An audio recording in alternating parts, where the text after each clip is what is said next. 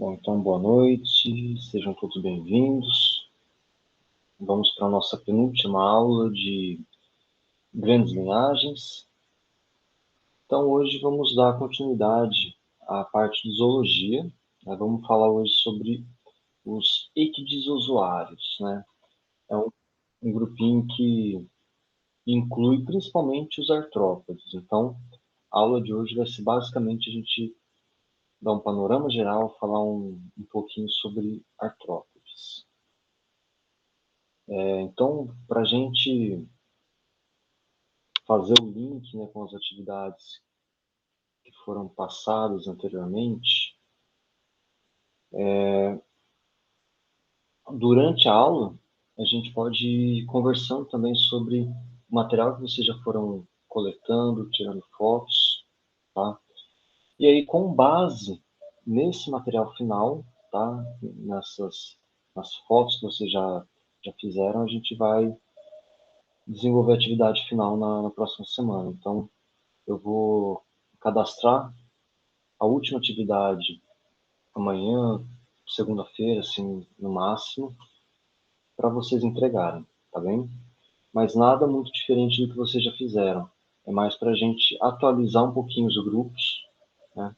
Então, na semana passada, a atividade atual, vocês estão prazo até amanhã, se eu não estou enganado, tá? Então, fiquem espertos. Deixa eu ver no chat aqui. É até amanhã, Laura, se eu não estou enganado, o prazo. Tá? Até hoje? Ah, ok, até hoje, então.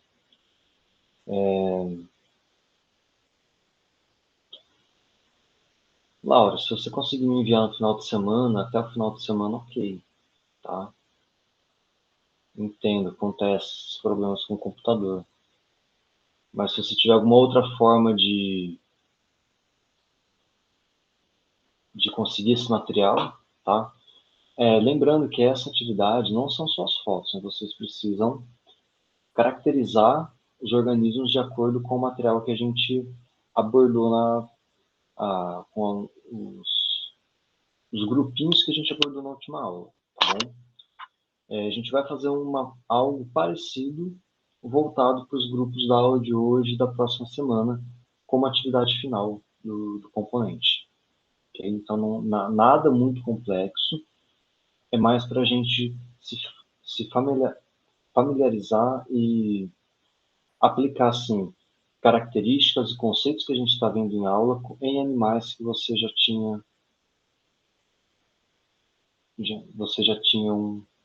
visto. Desculpa, Marcelo, qual que é a dúvida? E quando você colocou a atividade lá no começo, né? Acho que não sei se foi no começo do quadrimestre ou foi no meio do componente. A gente entendeu que podia ser qualquer organismo que a gente fosse encontrando. E como a gente só estudou alguns organismos, eu praticamente não conseguia fotografar nada disso. Tudo que eu fotografei era basicamente artrópode. Não foram muitas também, mas assim, o que eu Ah, encontrei foi isso. Então não, eu segui as instruções que estavam lá. Então eu coloquei o local, a data, o isso. local e onde eu encontrei mais ou menos, mas não consegui classificar assim, porque a gente nem estudou também. Né? Não, tranquilo. A primeira atividade que eu passei antes de começar a dar aula para vocês era justamente essa mesmo, para vocês fotografarem e, assim, aleatório, né? Com a identificação do local e características gerais. A atividade que eu passei semana passada já era um pouco mais detalhada, ok? Então, semana passada a gente tinha uma outra atividade. Deixa eu até abrir aqui para confirmar.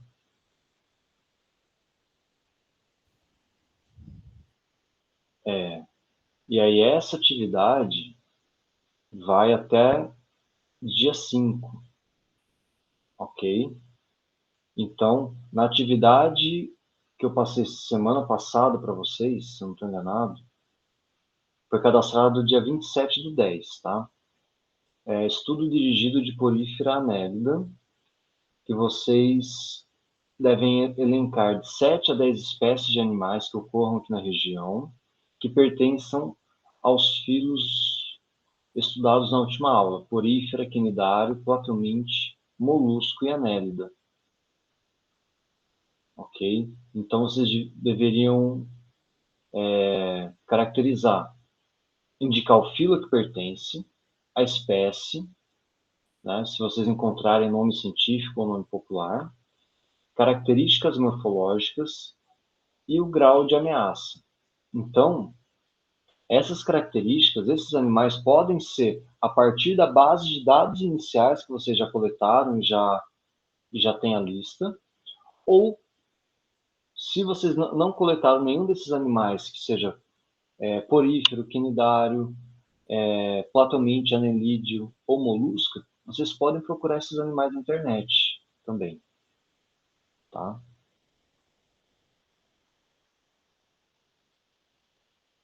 Sim, Cauê, pode falar.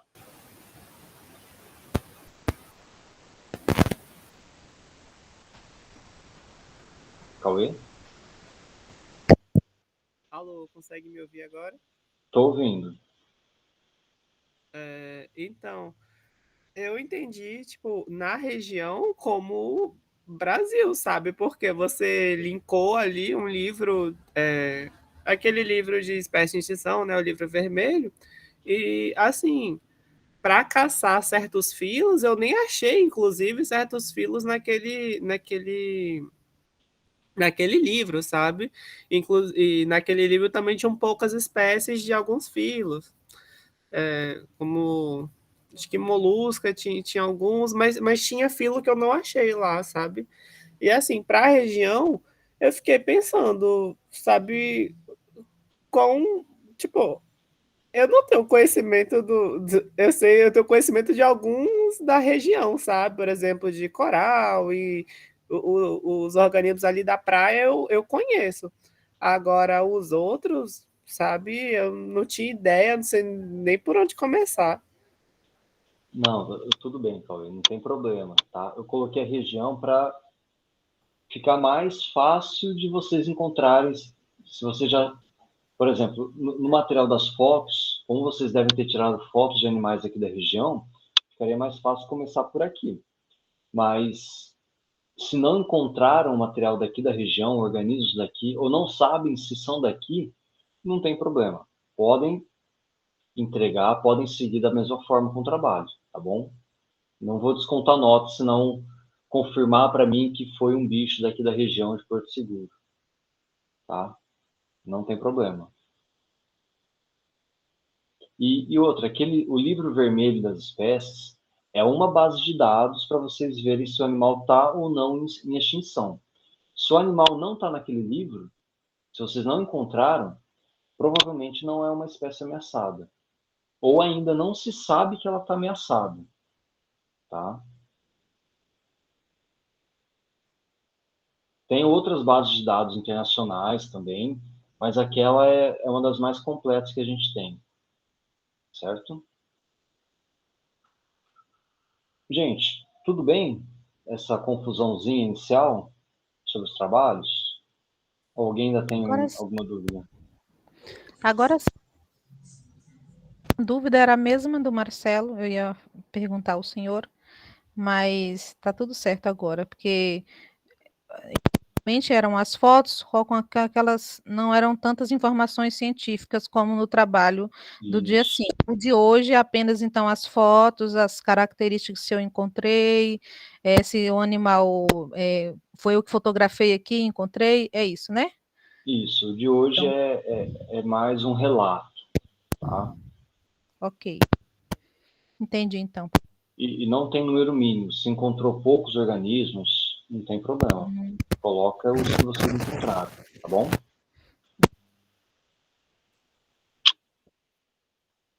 Tudo bem, gente?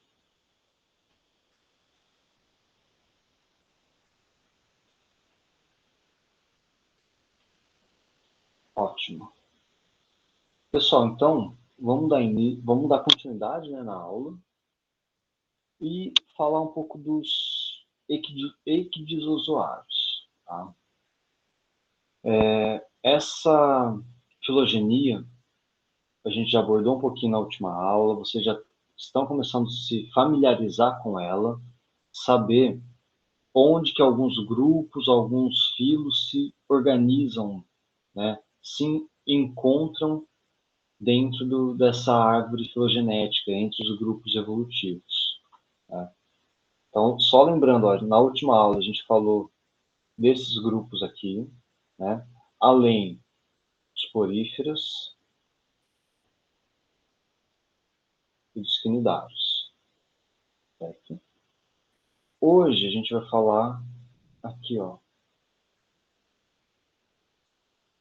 Na última aula, aqui. Beleza?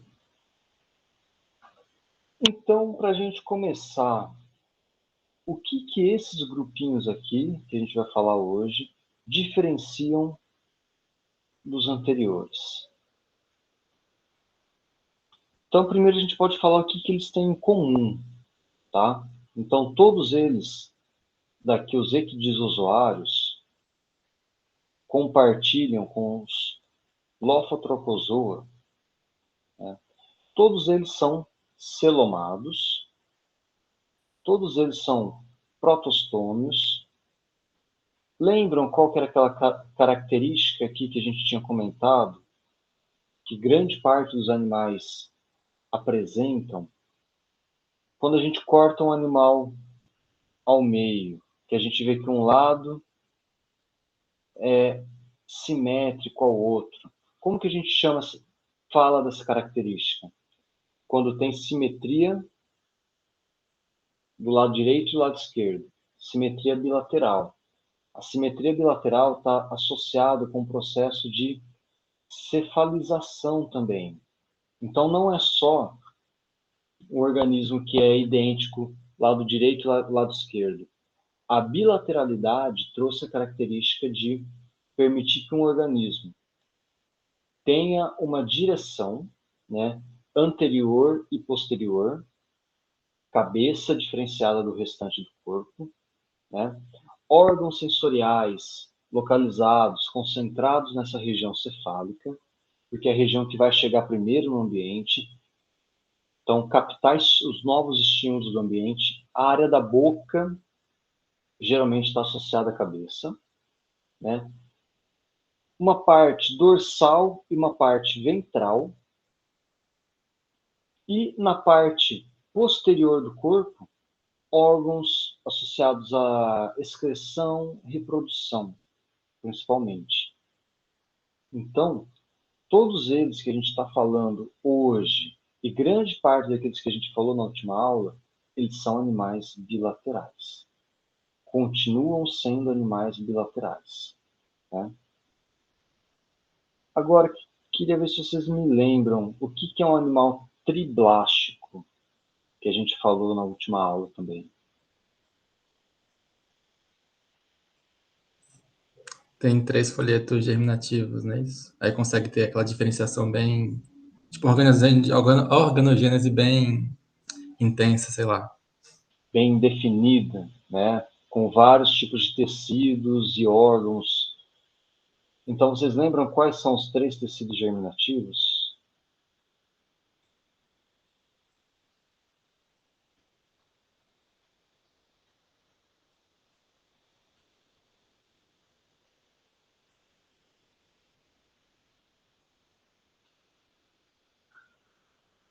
Ectoderme, mesoderme e endoderme.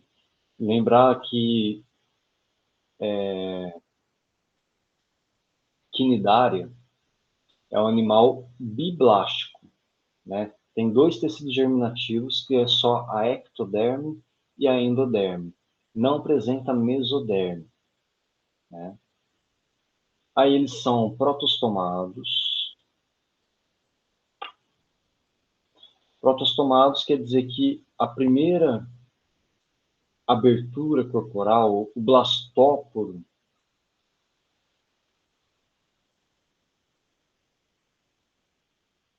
dá origem à boca.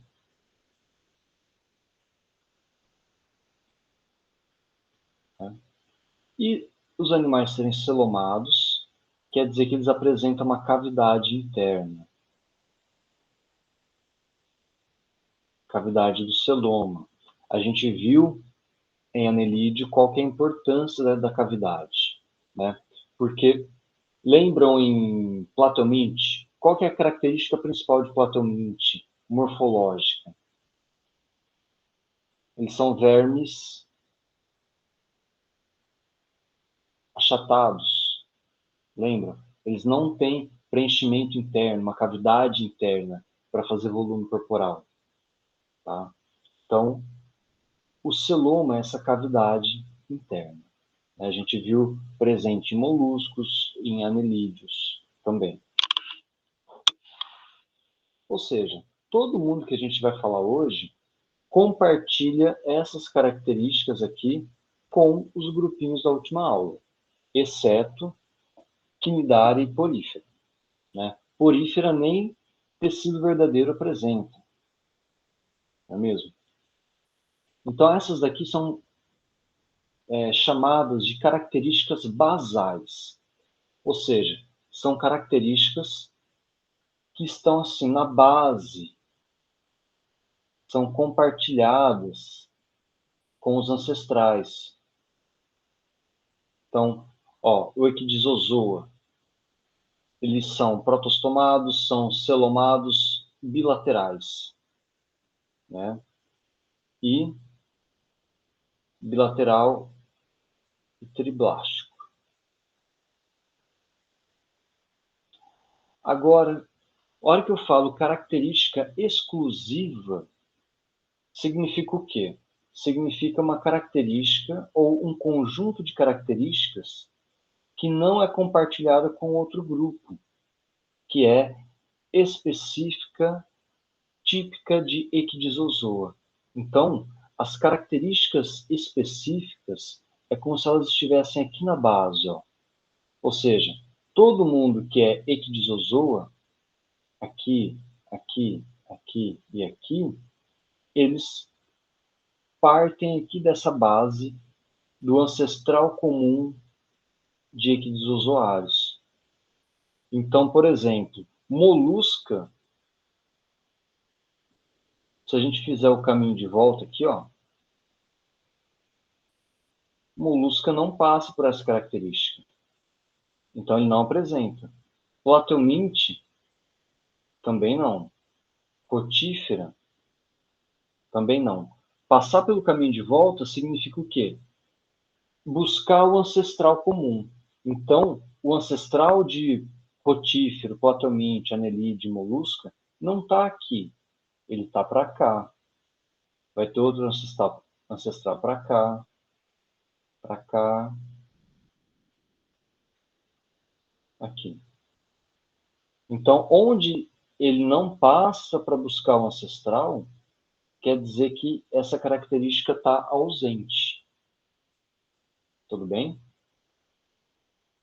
Então, cada nozinho desse representa um ancestral com um conjunto de características específicas, tá? Então, essas características aqui, elas são basais, tá?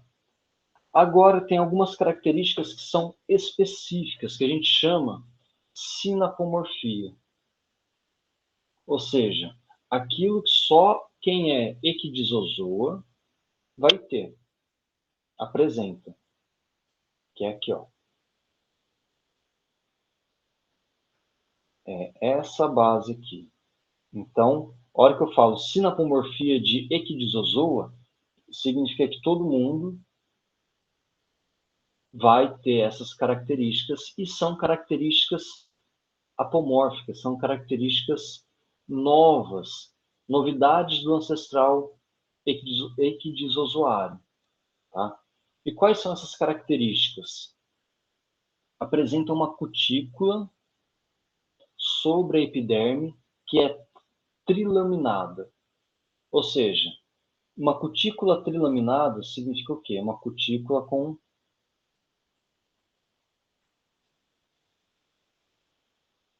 três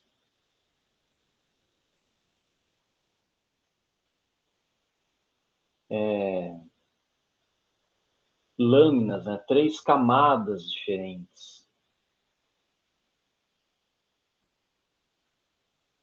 Então, sobre a epiderme vai ter uma cutícula com 3 camadas de células, certo? E essa cutícula, ela é trocada conforme o animal cresce. Então, todo mundo que está aqui dentro desse grupo faz a equidise, certo? Então, conforme essa cutícula é jogada para fora, ela é eliminada com o crescimento do animal, uma nova cutícula cresce sobre a epiderme. Então, a gente pensa a epiderme aqui cheia de células. Vai secretar uma nova cutícula.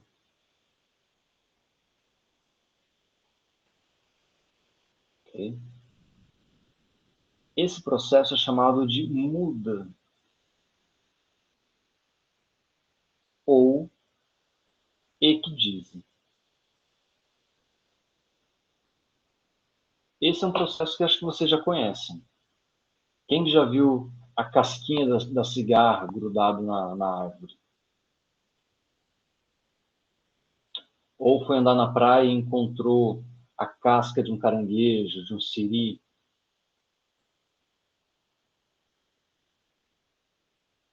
Já viram? Essa casquinha é a cutícula que o animal libera. Não é a pele dele. A pele não solta. É a cutícula. Tá? Então, alguns animais a gente consegue ver com uma maior facilidade. Por exemplo, a cigarra, alguns caranguejos, siris, aranha. Tá? Então, cada camadinha dessa aqui recebe um nome diferente. Epicutícula, exocutícula e endocutícula. Tá? E recebe o nome de equidise, porque esse processo aqui ele é regulado por um hormônio. E é o mesmo hormônio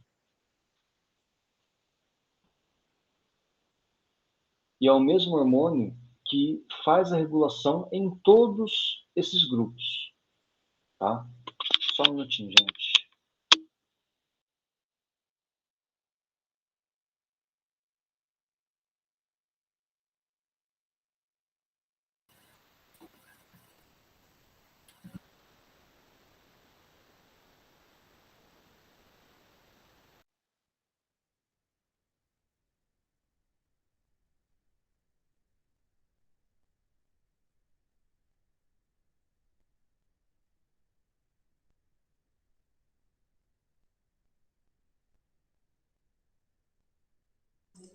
Você está mutado, professor.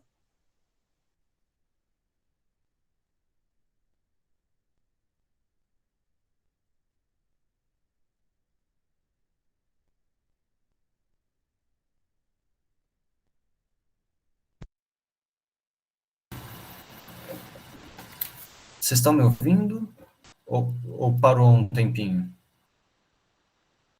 Agora sim. Tava como se o microfone tivesse fechado.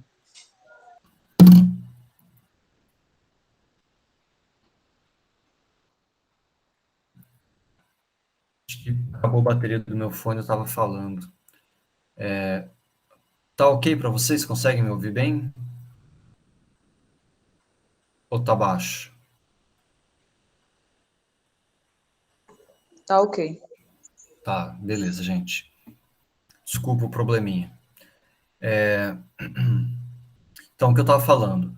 Todos esses organismos aqui, eles compartilham um mesmo hormônio, que é a equidisona.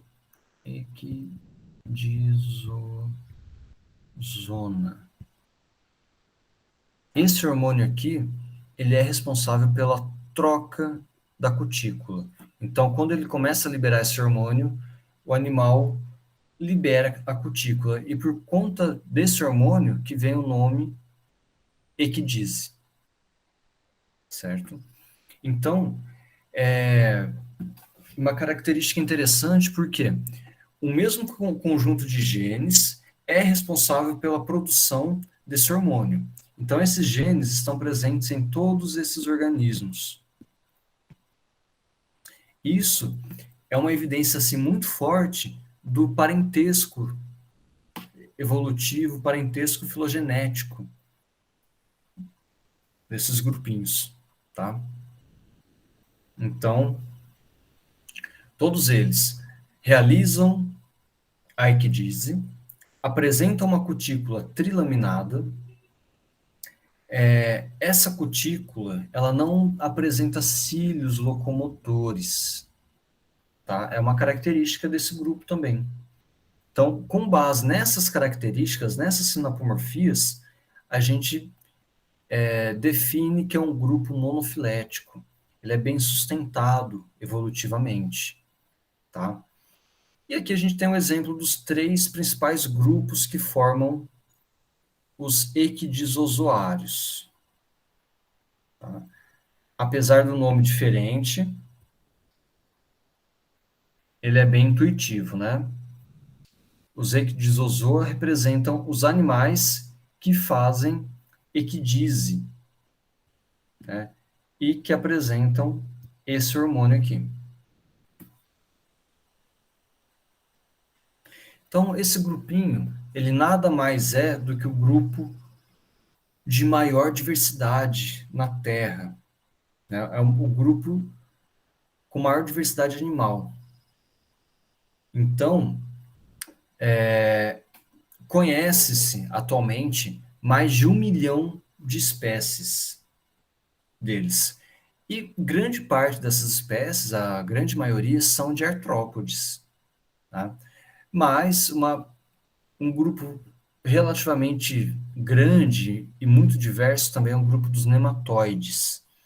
Então, os nemátoda, eles estão presentes assim, em grande quantidade no solo, em matéria orgânica em decomposição.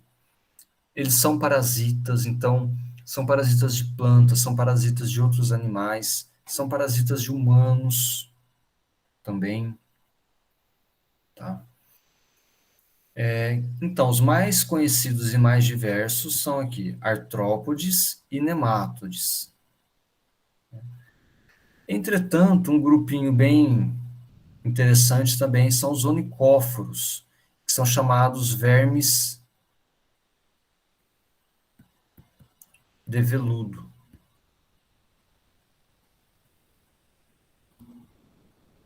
A gente encontra eles em matéria orgânica, em serrapilheira, no solo, tá?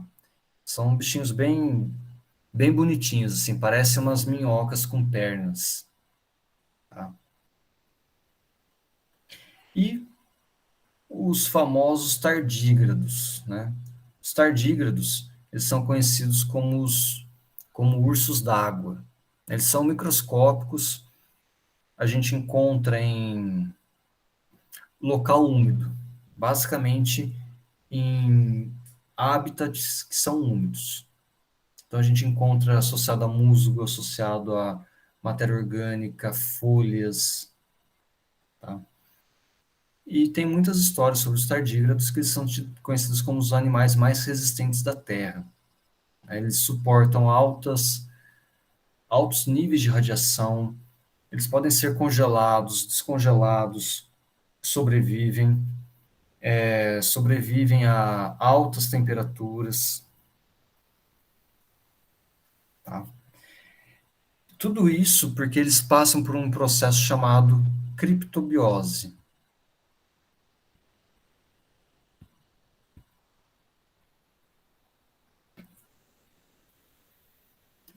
Deixa eu ver aqui.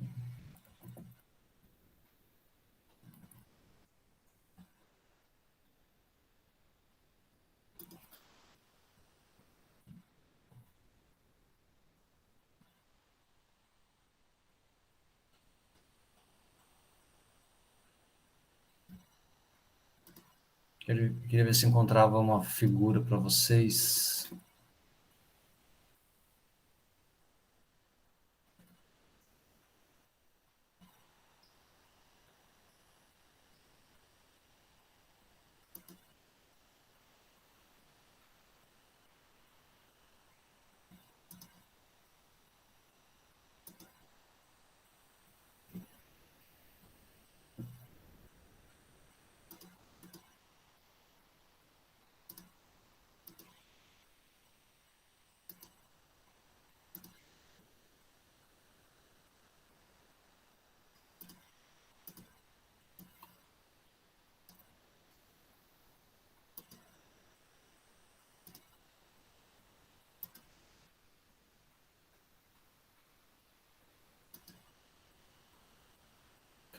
Ó, o processo de criptobiose é basicamente isso daqui, ó. Então, aqui a gente vê um animal em seu estado normal, né? Se ele está submetido a um ambiente muito seco, muito rude, com as características ambientais estão mudando de alguma forma, o que ele faz? Ele perde água e reduz o seu metabolismo corpóreo. Então, é como se ele perdesse, assim, praticamente quase toda a água do corpo dele e reduz o metabolismo. Então, se ele praticamente não tem água dentro do corpo, essa água não vai formar cristais de gelo se ele congelar, né? Porque qual que é o problema de um animal congelar, ou qualquer tecido vivo que congela? A água, quando congela, ela forma cristais, né? Vocês já viram um, um cubo de gelo no congelador, né? Quando ele está se formando, vocês conseguem perceber que ele fica todo pontiagudo, né? Se a gente quebra a forminha de gelo antes de estar bem formadinho, vocês veem que ele fica pontiagudo, então formam cristais de gelo, né? E o que acontece quando a água congela? Ela aumenta de volume também. Então, a água dentro da célula ou dentro dos tecidos, quando ela congela, ela arrebenta a parede celular. Isso causa a morte dos organismos que passam pelo processo de congelamento. Então, o tardígrado, quando ele é congelado, por exemplo, não é assim, vamos pegar um tardígrado e colocar no congelador de uma hora para outra, né? É um processo mais demorado, pensando em condições ambientais, né? Um dia está sol, no outro começa a esfriar, esfriar, chega próximo de 0 graus. No dia seguinte, essa temperatura fica negativa. É o período para ele ir se adaptando e praticamente virar um esporo, como o Marcelo comentou aqui. Então, esse processo dá uma resistência, permite que ele sobreviva a períodos assim muito longos, sem comida, sem água e em condições extremas.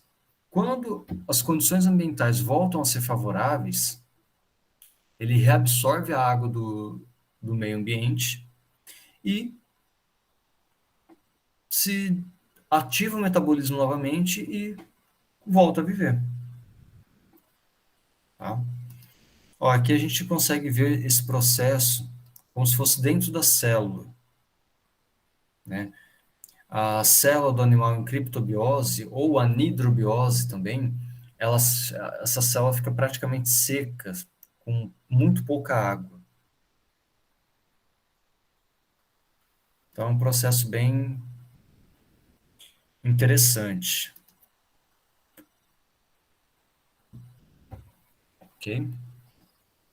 Tem vários vídeos, várias informações sobre os tardígrados. Opa. Deixa eu voltar para a nossa apresentação.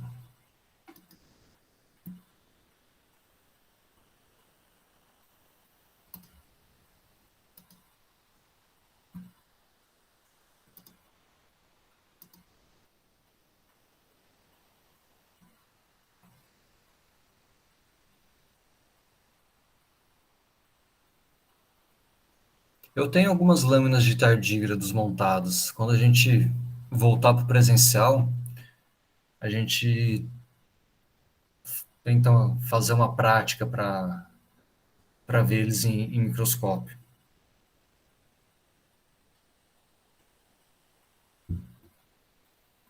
Inclusive, eu coletei eles em bromélia, viu, Kevin?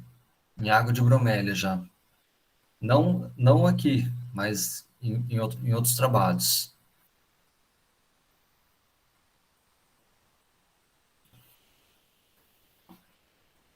Então, aqui também a gente achou um. Ah, eu já não estava lembrando. Legal.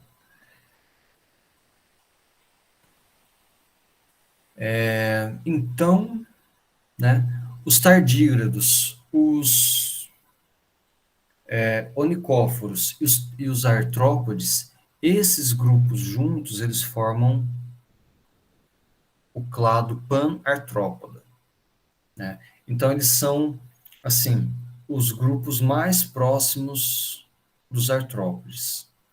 Então, a gente vê um tardígrado aqui, ó, a gente até acha, ó, parece um artrópode de fato, né? A gente olha um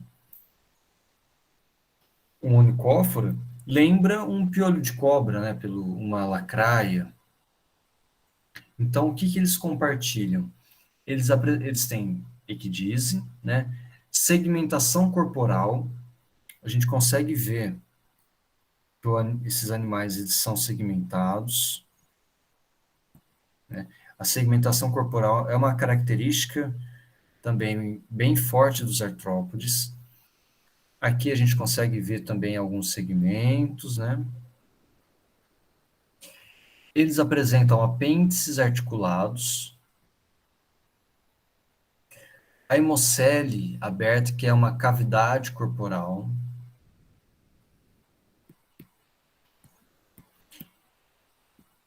certo? E coração dorsal. Então, o coração desses organismos fica na parte dorsal do corpo. Tá? Aqui o exemplo do onicóforo.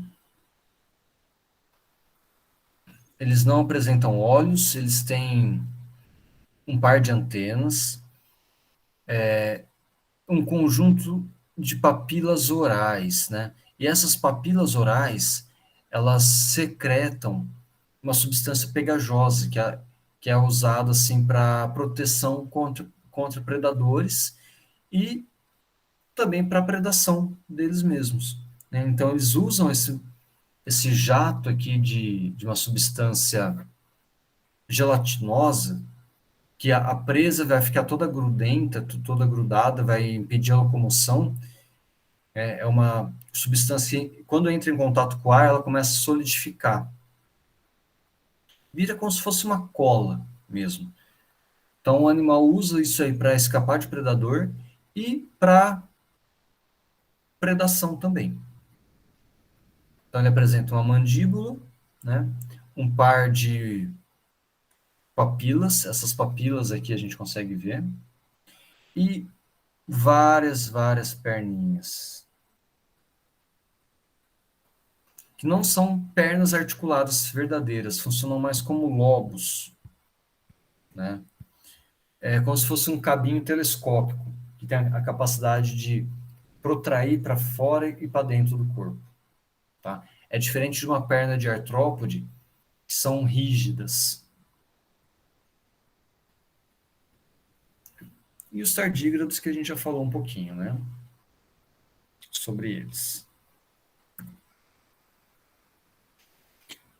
Então, o que esses grupinhos aqui têm em comum? Quando a gente fala de artrópode, a gente pensa em alguns insetos, alguns aracnídeos, né?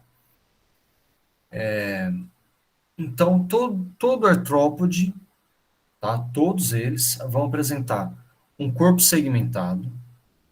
Ó, a gente consegue ver claramente os segmentos.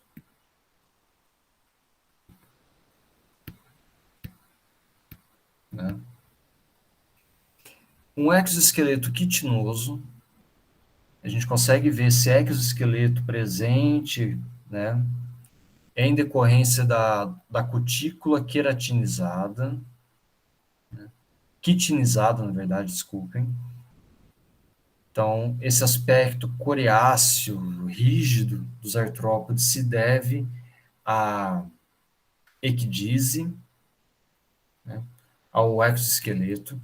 Esse exoesqueleto ele é trocado quando o animal está em desenvolvimento. Esses segmentos podem formar regiões. Então, essas regiões seriam, por exemplo, aqui, ó, a gente vê a parte da cabeça. Aqui a gente tem o cefalotórax, cabeça, tórax, né? Abdômen.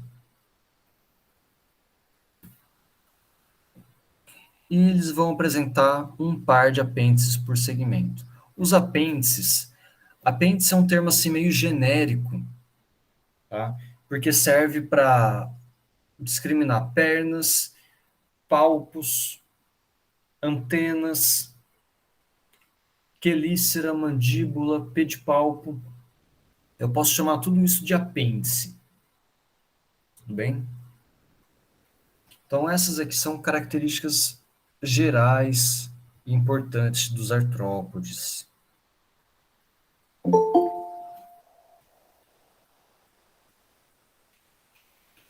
Enfim, agora que vocês já sabem assim, o geral, algumas características dos artrópodes, a gente vai entender quem são eles, de fato.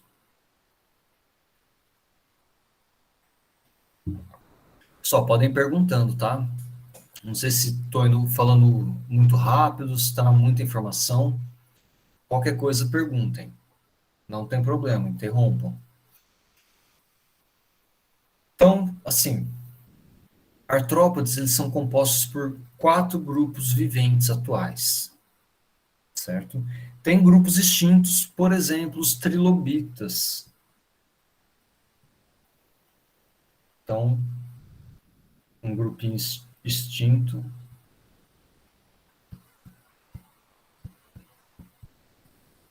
é o trilobita, os trilobitas. Então, dos grupos viventes, a gente tem crustáceos, hexápodes, miriápodes e quelicerados. Então, os hexápodes, eles são representados em grande parte pelos insetos.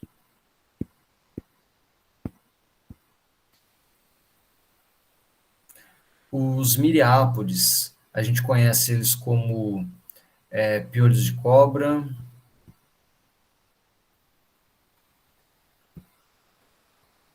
lacraia, centopeias, todos eles são miriápodes. Os quelicerados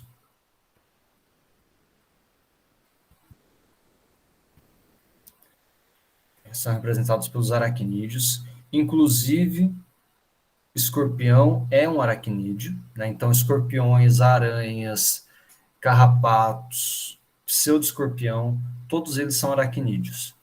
E os crustáceos, né, a gente tem os caranguejos, siris, cracas, lagosta, camarão, tatuzinho de jardim, todos eles são crustáceos. Então, esses 3 grupos compõem o táxon dos artrópodes. E aí, essas características compartilhadas evidenciam um ancestral comum para todos eles.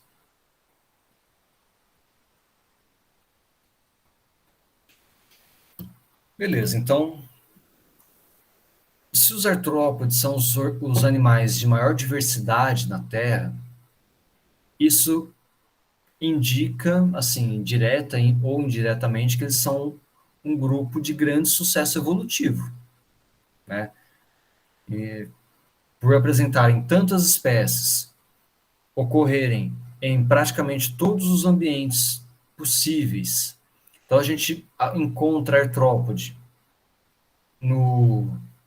nas fendas abissais dos oceanos, né?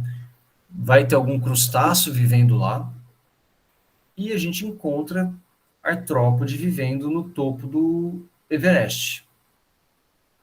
A gente vai encontrar, se tiver um pedacinho de pedra com musgo, a gente vai encontrar algum artrópode lá, praticamente, assim, grande certeza. Então, além da grande diversidade, amplitude de hábitats, variedade de hábitats que eles ocupam, eles também ocorrem em grande abundância.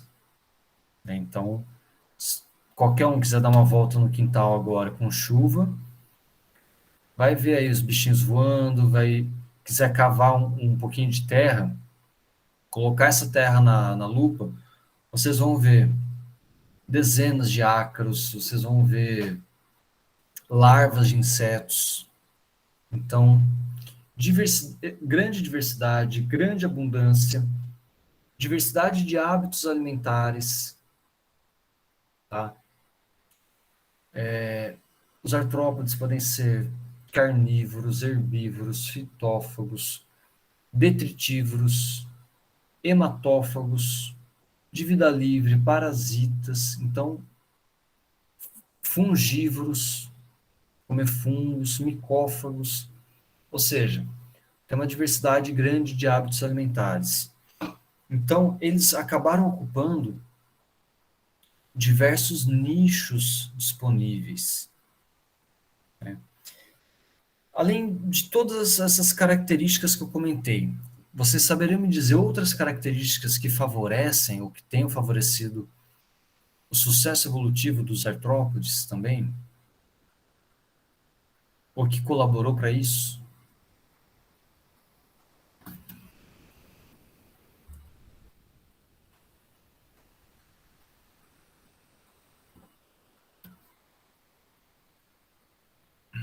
Com a evolução com planta?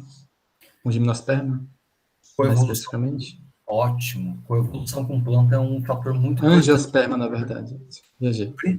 Principalmente para os insetos.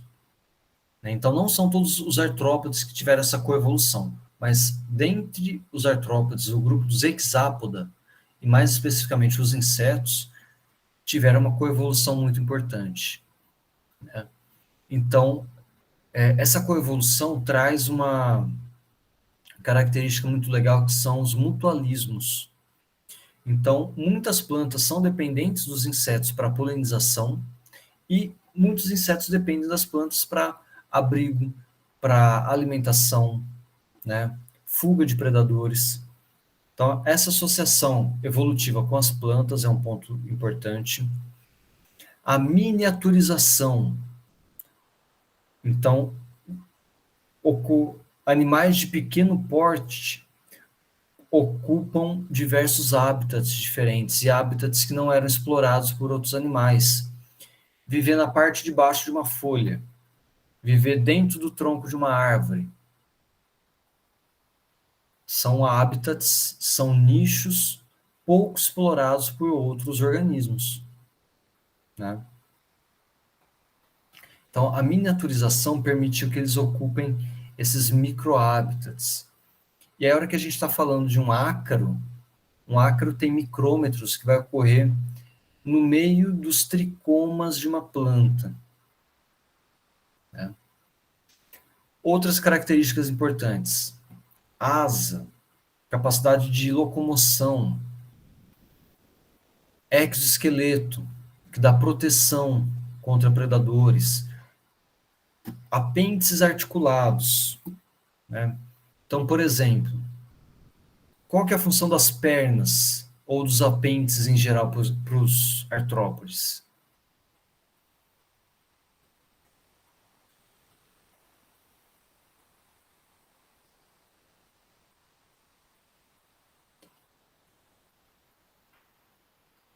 Função dos apêndices?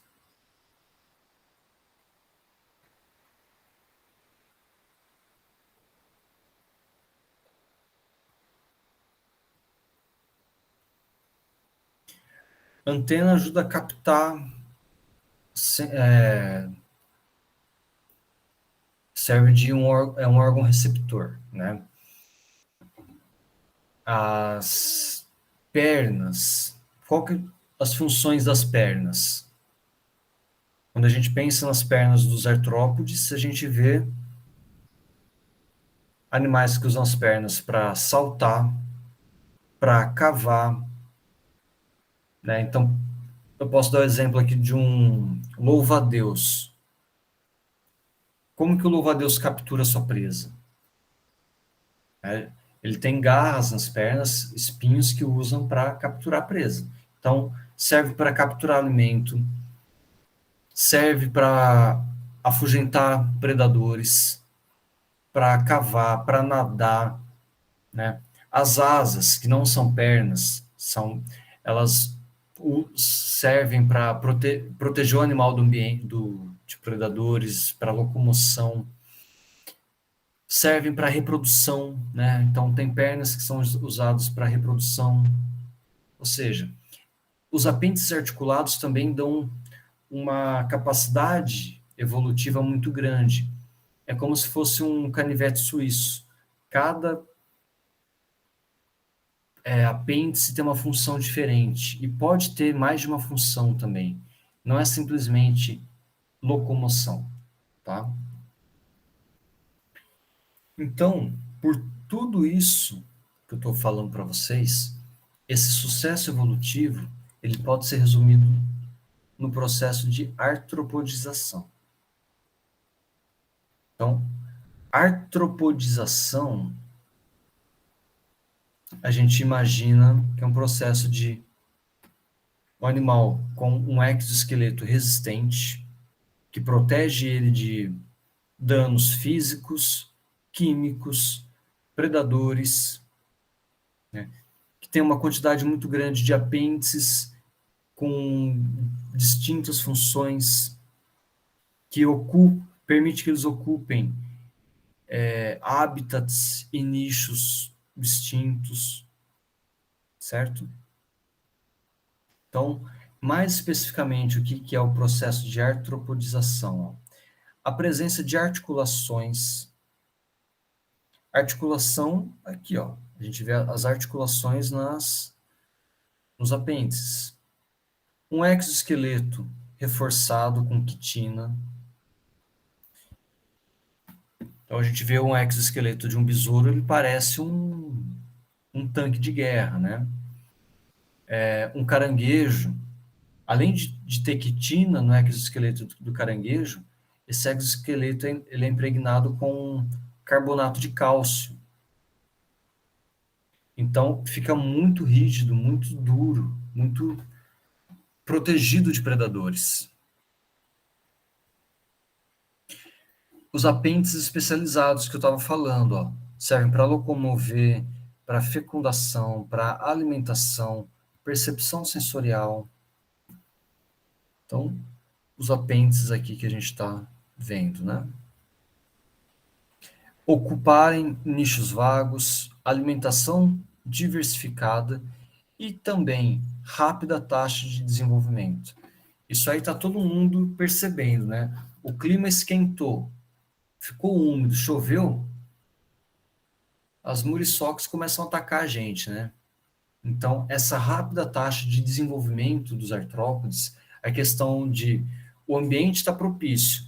Em poucos dias, uma população que era pequena consegue aumentar rapidamente e ocupar esse ambiente. Então, a gente percebe isso muito, muito fácil com deixar um alimento em decomposição, né? Uma fruta que começou a estragar em cima da pia. Um dia ela tá beleza, não tem nada, no outro dia a gente já vê as larvinhas andando lá, em cima dessa fruta, né? Mais rápido ainda a questão se fosse uma carne. Então, uma carne em decomposição, uma matéria orgânica em decomposição, atrai organismos decompositores. Por exemplo, dípteros, né, moscas, que colocam seus ovos em questão de pouquíssimos dias. Esses ovos viram larvas, eles eclodem, essas larvas vão se alimentar e em mais poucos dias essa larva vai empupar e virar um adulto. Então, a partir de um único organismo, em questão de 10, 15 dias, a gente já pode ter dezenas de outros organismos, ou dezenas de outros descendentes. Então, essa rápida taxa de desenvolvimento, ela possibilita a colonização de novos hábitats e restabelecer uma população que foi prejudicada, né? Então, se parte dos organismos morreram, eles conseguem recuperar esse N populacional muito rápido. Então, essa é uma figura que eu sempre gosto de apresentar quando eu falo dos artrópodes, porque ela resume muito assim o que é a artropodização.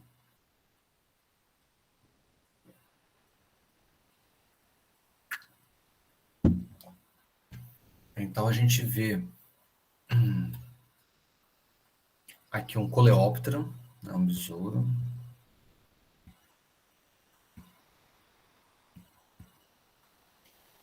onde o primeiro par de asa tá aqui, ó. A gente vê o primeiro par de asa cobrindo praticamente todo o tórax e o abdômen, né? Então, o segundo par de asas fica dobradinho aqui dentro, aqui embaixo. Então, acho que várias pessoas já viram, né? Um besouro, quando ele vai voar, ele abre o élitro, que é o primeiro par de asa, e o segundo par de asa ele desdobra lá de dentro e o bichinho sai voando, né? Então, esse primeiro par de asa ele tem uma importância muito grande, que é proteção. Então, um besouro desse daqui, ele é muito rígido, ele é muito bem protegido pelo seu exoesqueleto.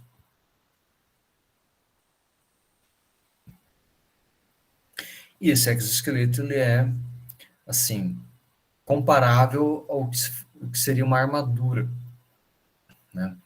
Então, ele protege contra danos físicos, por exemplo, levar uma pancada, levar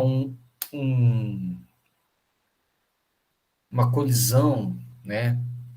Por exemplo, o impacto físico, ele vai estar protegido. O impacto químico,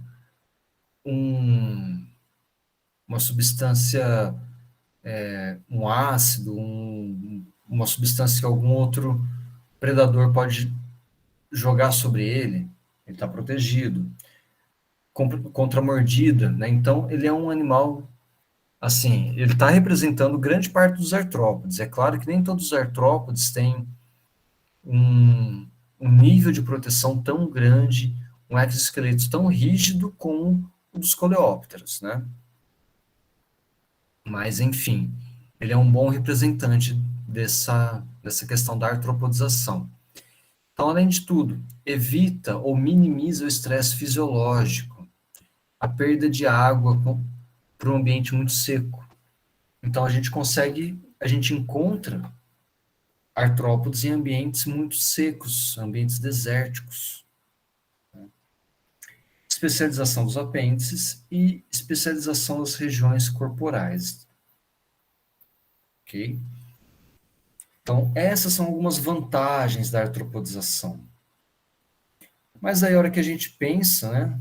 A hora que a gente está olhando para eles, não, nem só vantagens estão associadas a esse processo, né? Porque uma armadura, um exoesqueleto desse, limita muito a movimentação. Limita o crescimento, limita a flexibilidade, diminui a percepção sensorial e diminui as trocas gasosas. Então, esses organismos tiveram que encontrar soluções para esses problemas advindos da artropodização. A limitação ao crescimento, ela é superada através da equidise. O animal troca o exoesqueleto antigo,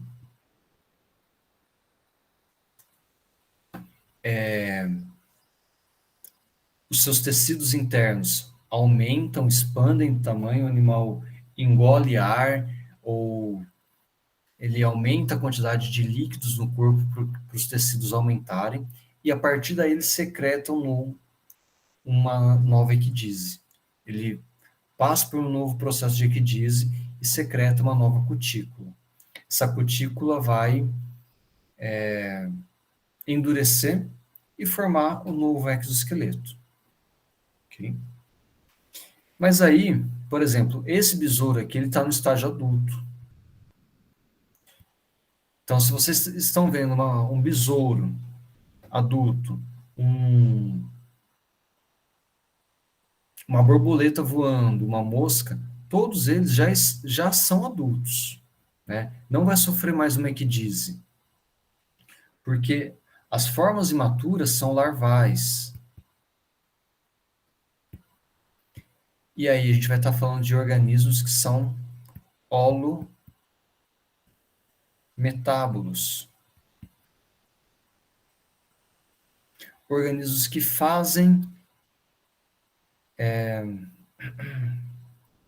sofrem metamorfose.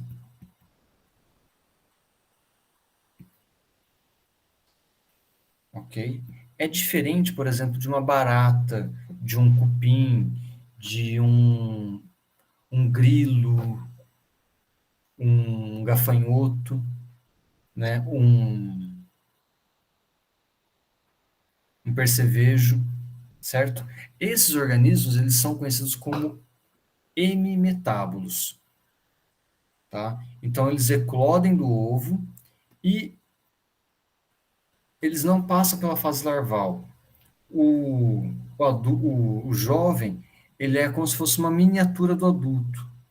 Então, ele vai sofrendo muda, vai crescendo e as asas vão desenvolvendo. Então, a diferença de uma barata jovem para uma barata adulta é que a barata adulta voa.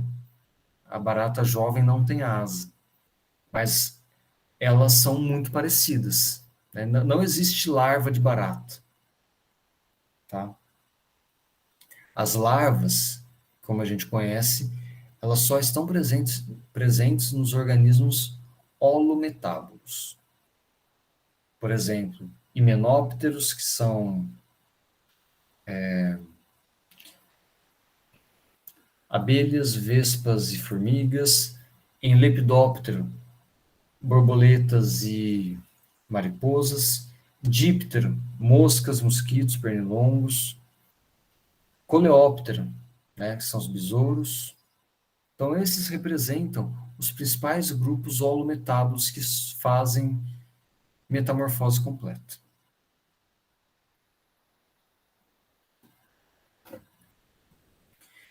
E aí a gente consegue dividir, né, o corpo dos artrópodes em tagmas. Então, um tagma é uma parte do corpo. Tá? A cabeça é um tagma, o tórax é outro tagma, e o abdômen é um terceiro tagma. Isso para os hexápoda. Ok? Então, os tagmas são as regiões corporais. E aí a pergunta para vocês: todos os artrópodes apresentam cabeça, tórax e abdômen? Qual que é a divisão corporal dos artrópodes ou dos demais artrópodes?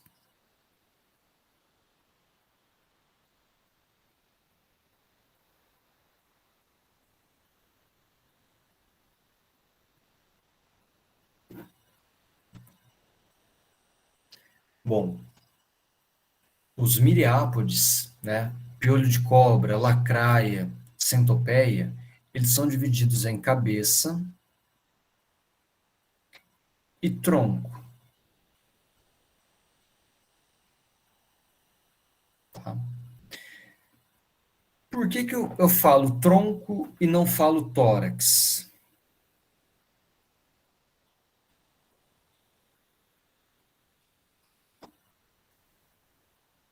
Por exemplo, os insetos têm cabeça, tórax e abdômen. Tá? Então, vamos lá. Ó. Isso, o tronco é igual tórax mais abdômen. Ok? A diferença é que eu vou falar tronco quando eu não consigo diferenciar. Por exemplo, aqui em miriápode, onde é o tórax e onde é o abdômen? Não sei. Os segmentos são todos muito parecidos, então, como eu não tenho como diferenciar, eu falo que ele apresenta cabeça e tronco. Agora, em hexápodo, eu sei. Eu tenho a cabeça, eu tenho 3 segmentos do tórax, né, com pernas e asas. E aí eu tenho o abdômen, com 11 segmentos. Certo? Quilicerata, que são os aracnídeos. Aracnídeo não tem cabeça. Tá? Então, se vocês falarem que Os olhos da aranha estão na cabeça, tá errado. Os olhos da aranha estão no cefalotórax. Então, a aranha tem cefalotórax e abdômen. É como assim, se os segmentos da cabeça e do tórax tivessem se fundido. Ok? Não tem um segmento, um tagma da cabeça, tórax e abdômen. Ok? É uma coisa só, é o cefalotórax. E aí, crustáceo é uma loucura, porque cada grupo de crustáceo tem uma tagmose diferente. Tá? Então, em crustáceo não vou entrar em muitos detalhes, porque ele é muito variado. Mas para os outros grupos, isso é muito bem definido. Ok? Então, aí a gente vê a tagmose mais simples possível, que é cabeça e tronco. E uma tagmose com o maior número de tagmas, que seria cabeça, tórax e abdômen.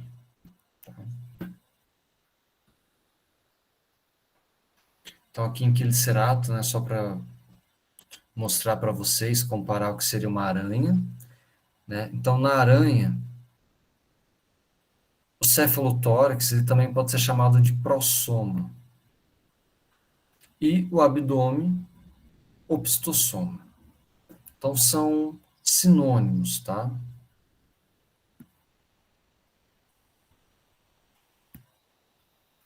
Em escorpião, aqui, ó, cefalotórax daqui para cima.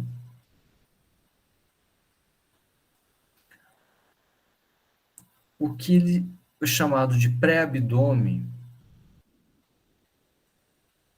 aqui, e o pós-abdômen, aqui. Mas, em escorpião, é mais comum a gente usar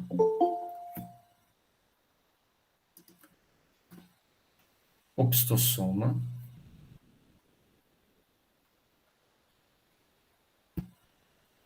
mesossoma e metasoma.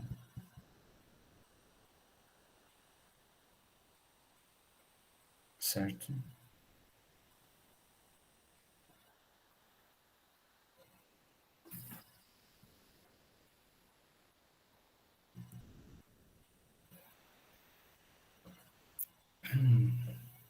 Então, aqui a gente consegue ver o relacionamento filogenético evolutivo desses grupos.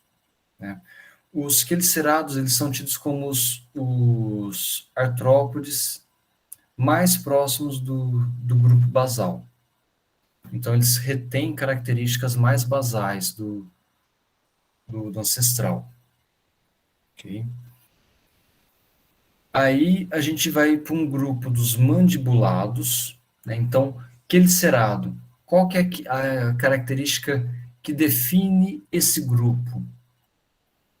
O que os quelicerados têm que é diferente dos demais grupos de artrópodes? Primeiro, eles têm quelícera. Eles não apresentam mandíbula. O aparelho bucal deles é uma quelícera. Então, aí todo mundo vê uma aranha. Tem uma foto melhor aqui.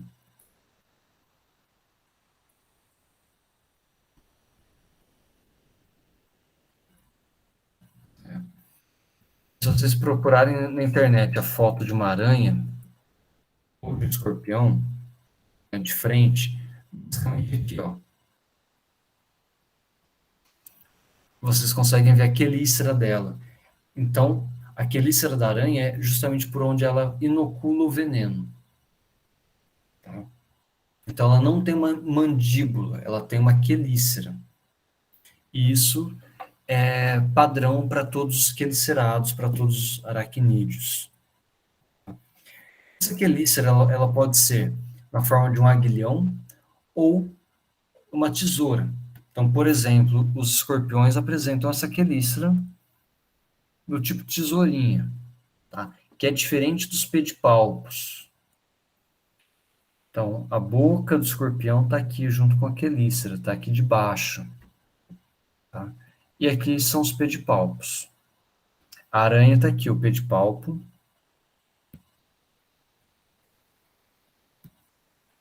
Deixa eu fazer de cores diferentes. Ó. Então, os pedipalpos estão em verde e as quelíceras em azul.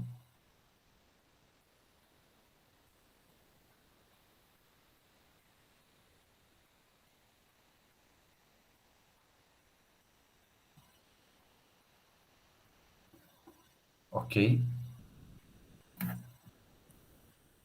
Então, quelicerado tem quelícera.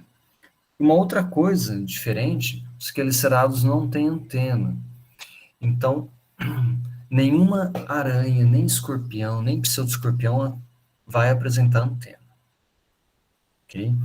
Os demais grupos, miliápode, crustáceos e equisápodes, têm antena. Certo? Então, em miliápode, a gente vê a tagmose típica. Crustáceos, eles podem apresentar um segundo par de antenas. Para quem vê, para quem já comprou camarão, comer camarão, vocês conseguem ver as barbas que o pessoal fala, né? As barbas do camarão são as antenas dele. Tá? Então, os camarões apresentam antenas bem longas, eles têm 2 pares de antenas.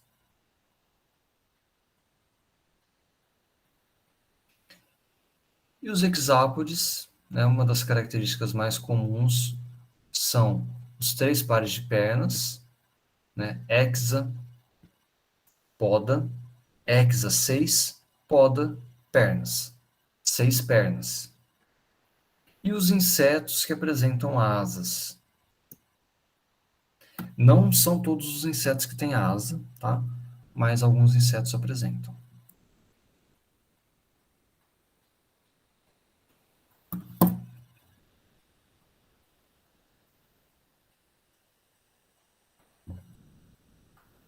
Então, para quem não está muito familiarizado, aqui são as principais ordens de quelicerados.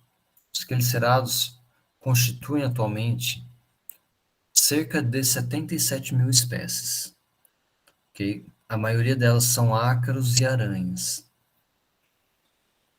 Os mais comuns que a gente encontra são as aranhas, de fato, os escorpiões, opiliões, eles parecem muito aranhinhas, tá?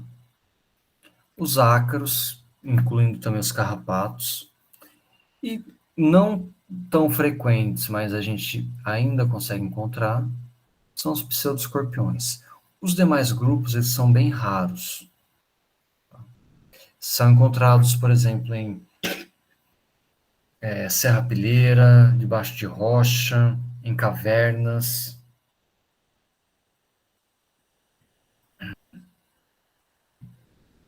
Bem, gente.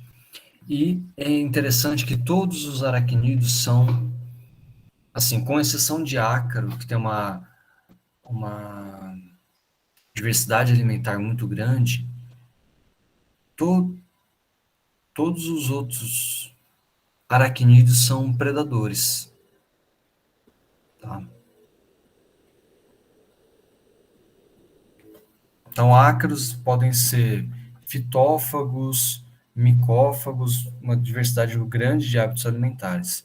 Os demais são predadores. Tá? Pessoal, então, para a gente fechar a aula, quer dizer, fechar assim, caminhar para o final, a gente falou de várias características, né, morfológicas, evolutivas, comportamentais. Já deve estar dando um nó na cabeça de vocês, de tanto nome diferente que eu falei hoje. A parte mais tranquila, eu acho que a gente falar da importância ecológica desses grupos, né? Porque a gente tem, assim, claramente qual a importância dos insetos para a polinização, por exemplo, das abelhas, dos lepidópteros, como polinizadores, como dispersores de sementes. Então, formigas atuam muito na dispersão de semente, diversos grupos atuam na decomposição da matéria orgânica, certo? E aí, a decomposição da matéria orgânica é algo muito importante, né? Está associado com a ciclagem de nutrientes do solo. Mas aí vocês imaginem, uma árvore gigante cai, um animal morre. Se esse material não for degradado, decomposto, isso vai se acumular, né? E aí, esses nutrientes não retornam ao solo para que outras plantas possam crescer e esse ciclo de nutrientes, de energia, se renove. Então, a decomposição de matéria orgânica morta é um ponto fundamental para a estruturação dos ecossistemas e das cadeias tróficas. E aí os artrópodes, os nematóides, têm uma importância fundamental. Então, falando um pouquinho do local, né, dos hábitats, a gente pode, assim, resumir os quelicerados como sendo predadores terrestres, os hexápodes são organismos terrestres também, apesar de que alguns ou algumas larvas ou algumas fases se desenvolvam em ambiente aquático, então precisam de água para reproduzir. A gente vê assim claramente o caso do Aedes aegypti, né, de diversos dípteros que põem os ovos em local com água. Então a larva passa por um momento que a larva é aquática. Os hexápodes, então associem hexápoda com os insetos, certo? Mas é importante vocês lembrarem que inseto é um grupinho dentro de hexápoda. Então tem hexápode que não é inseto. Por exemplo, colêmbula.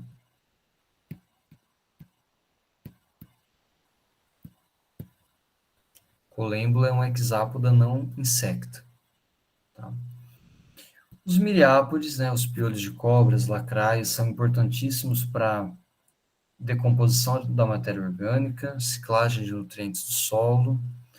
Os crustáceos, basicamente, organismos de ambientes marinhos. Okay? Então, a importância ecológica, né, que a gente tem falado, são importantes predadores, então podem atuar mesmo no controle biológico natural, ciclagem de matéria orgânica, polinização, dispersão de sementes, e diversos organismos são base da cadeia trófica de diversos ecossistemas. Então, animais de maior porte se alimentam de artrópodes para sobreviverem. E pela grande quantidade deles, acabam servindo de base trófica para diversos outros organismos. E a hora que a gente vai falar de importância econômica, né?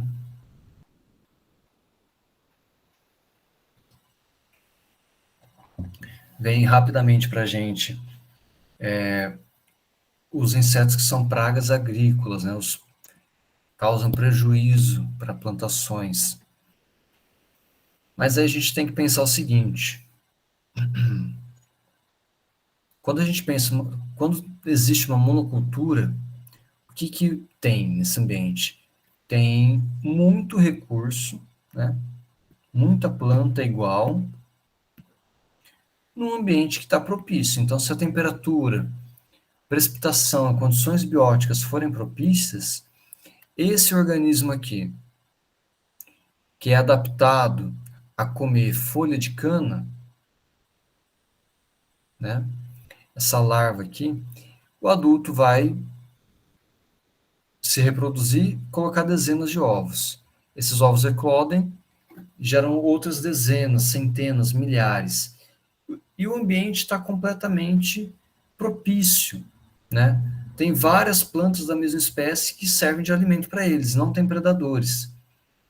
Ou seja, reprodução explosiva. Atacam a cultura.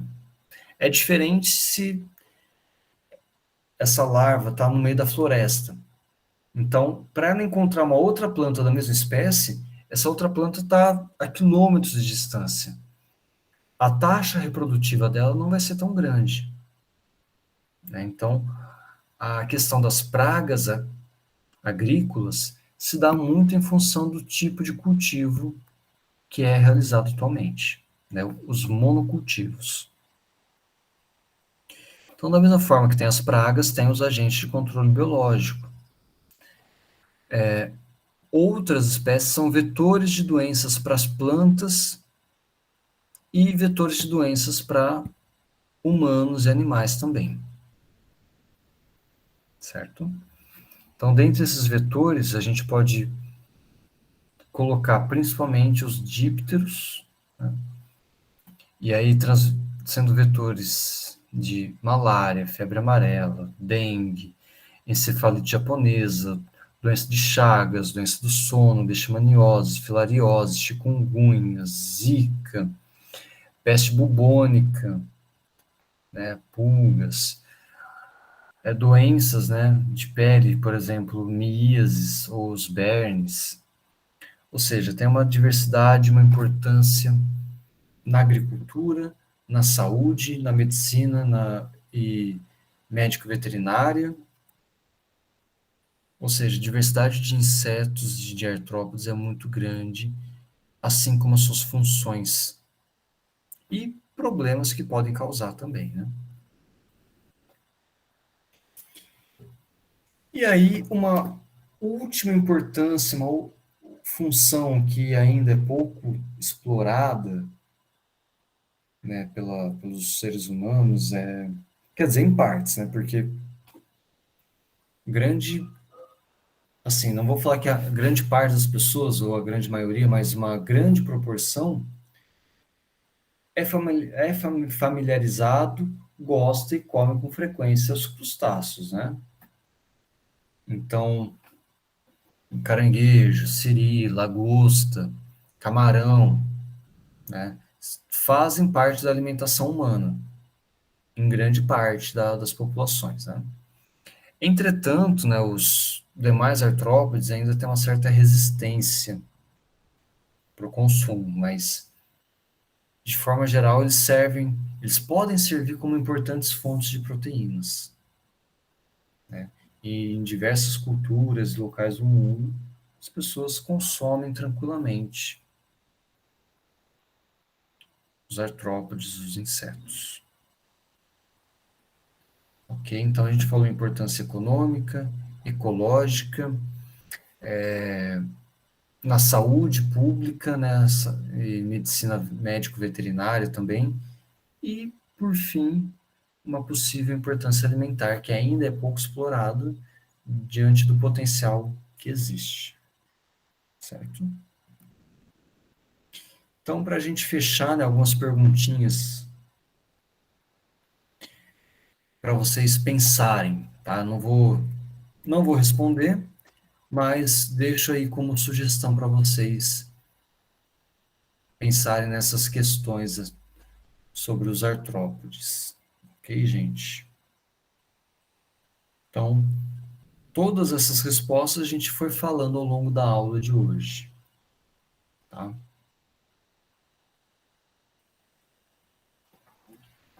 Então, na próxima aula, a gente pode retomar e relembrar alguns desses pontos e essas respostas aqui.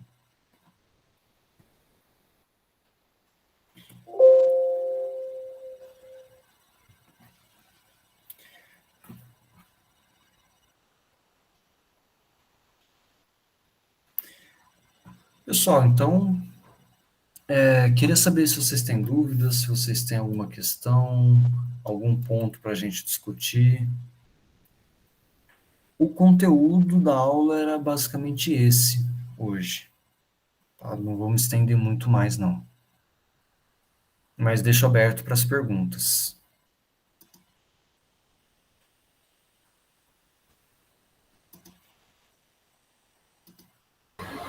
Professor, boa noite. Você pediu para a gente fazer, fotografar, né, algumas espécies, né, de insetos ou animais, enfim. Isso será trabalhado na semana que vem, não é isso? Pelo que eu vi lá no SIGA. Então, na verdade, vocês já podem começar a usar, tá, Noêmia? A segunda atividade que eu passei para vocês já pode ser feita com base também nesse primeiro material que vocês tiraram fotos. Então, se vocês tiraram fotos, por exemplo, de anelídeos, de moluscos, de poríferos e quinidários, essas fotos já servem para vocês fazerem o segundo trabalho, tá? E o terceiro trabalho vai ser com base nesses grupos que a gente está vendo hoje e na próxima semana. Então, se vocês têm fotos de artrópode, a gente vai fazer algo parecido com esse outro trabalho de vocês. Então, vocês vão ter que me falar se dessas fotos de vocês, qual que é o filo, qual que é o grupo, característica morfológica, tá? Então, essa nova atividade eu vou abrir no SIGA ainda, tá bom? Deu para entender? Acho que você talvez tenha chegado um pouquinho mais tarde, e eu expliquei para a turma no comecinho da aula. Professor, porque quando eu vi a atividade no SIGA, eu vi que tinha que tirar foto, enviar, colocar em um arquivo e já colocar todas essas características. Isso aí seria já a segunda parte da atividade? Tá. Tem uma atividade que está aberta até amanhã, certo? E uma atividade que estava aberta até hoje.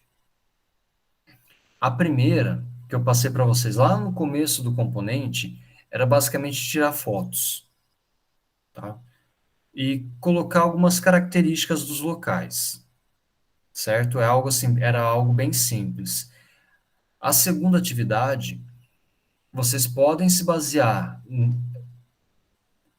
Então, é aconselhável que vocês usem as primeiras fotos para fazer a segunda atividade, tá? Se tiver encontrado fotos de porífero, de quinidário, de anelídeo e de molusco. Se dentro desse material inicial não tem nenhum desses grupos, aí vocês pegam material da internet. Tudo bem, gente? Ah, tá, entendi agora, professor. Pensava que já era para enviar tudo junto, as fotos junto com as características, mas eu vi que são atividades diferentes. Isso. Tá? Na verdade, uma vai complementando a outra. Então, a primeira são só as fotos e pontualmente algumas características. Se você já quiser fazer isso com os outros, tudo bem, tá? Não tem problema.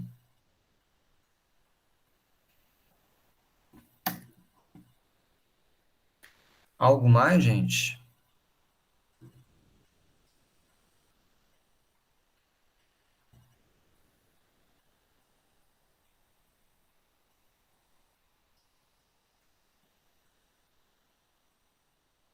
Tudo tranquilo?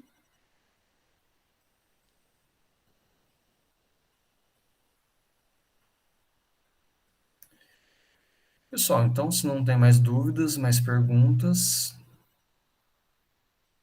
Simone, queria falar alguma coisa? Se você está falando, eu não ouvi.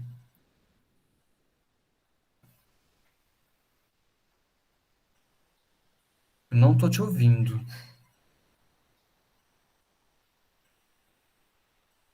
Qualquer coisa, coloca aqui no chat.